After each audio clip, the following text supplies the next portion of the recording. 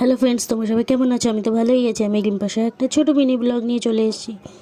এই যে বিরিয়ানি প্রস্তুতি চলছে, এই যে মশলাপাতি, ভাতের জন্য জল গরম করা হচ্ছে, এই যে চাল, ভাত ফুটছে। মেয়ের আবদারের তো শেষ নেই, বললো আলু বিরিয়ানি খাবো। ফার্স্টে বলেছিল চিকেন বিরিয়ানি খাবো, তা চিকেন বিরিয়ানির জন্য চিকেন তো লাগবেই। এই যে দুধটা সব কিছু দিয়ে রাখাই, যে পেঁয়াজ ভাজা হচ্ছে। তো চিকেন তো হচ্ছে বাজারে, ঘরে তো কিছুও ছিল না, চিকেনও ছিল না, মাটনও ছিল না। আর বর তো বেরিয়ে গেছে সকাল সকাল কাজে। আজকে বাজারে কে যাবে, আবার কে আনবে? তাই বিরিয়ানি ভাবলাম আলু বিরিয়ানি করে নিই। তাই এই যে ডিম দিয়ে আলু দিয়ে বিরিয়ানি, কিন্তু পুরো চিকেন বিরিয়ানির মতন সেম হয়েছিল, শুধু চিকেনটার অভাব ছিল। এই যে আমার বিরিয়ানি রেডি মানে কি হচ্ছে, দমে বসানো হয়েছে।